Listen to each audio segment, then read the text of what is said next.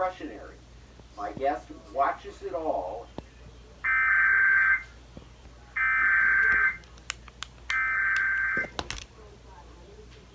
The civil authorities have issued a civil emergency message for El Paso GX, beginning at 6 p.m. and ending at 7 p.m. The city announces 3 additional cases of COVID-19 have been confirmed. Now a total of 6 cases. No cases have been reported in the feet. Bliss. Practice social distancing. If you can stay home, do so. If you need to go out, staying at least 6 feet from other people lessens your chances of catching COVID-19. For more information, visit Authories.com. To sign up for the emergency alert notification system, visit Authories.org. La ciudad en lots of 3 casos adicionales de COVID-19. Un total de 6. Al momento no hay casos confirmados en feet. Bliss. Practical distancia social. Si puedes quedar en casa, hazlo. Si necesitas salir, requiere de mantener la distancia de 6 pies de otras personas reduce la posibilidad de contraer COVID-19. Para más información visite EAS.com. Para si es trabajo al sistema de alertas de emergencia, visite Authories.org.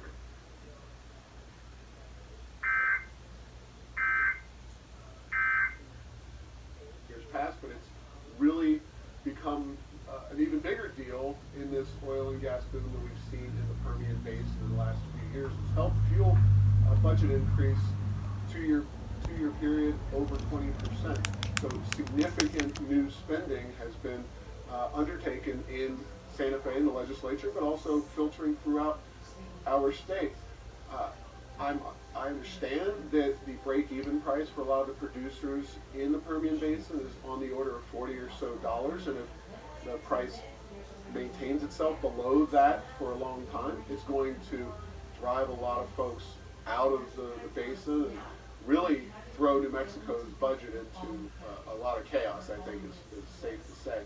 And also our state economy and just global, international economies with viruses and rapid change in oil production, et cetera, et cetera. It's a very interesting time to be watching these things unfold. Yeah, very difficult, and of course none of us knows how long this is going to last, because in both situations you have extenuating circumstances. In the case of oil, we have the Saudis and their dispute with Russia that affected the price of oil. In the case of the coronavirus, we don't know exactly how long this is going to last. But one thing we know for sure is that the state of New Mexico depends on tourism. It depends on this as one of our biggest industries. And travel is down, way down. I mean, you have airlines, as you know, saying this is worse than 9/11. Yeah, well, I'm not as expert as you might imagine on the virus and its impact, but we can all watch that and see how it all unfolds. But on the oil markets, that is something that I've been following more closely. My organization, we look at New Mexico and its budget. It's so reliant. It's such an important industry for this state. We've been in kind of an oil glut for a while now. Basically, you have the Saudis and the Russians that base their entire economy. They're kind of petro-states in the same way that New Mexico is. And they see American frackers and producers coming out of the Permian Basin that are flooding the market, driving the price down. And that's kind of driving this whole animosity between Russia and the Saudis. And at one point, they had been withholding oil from the market that they would otherwise produce in order to keep the prices up.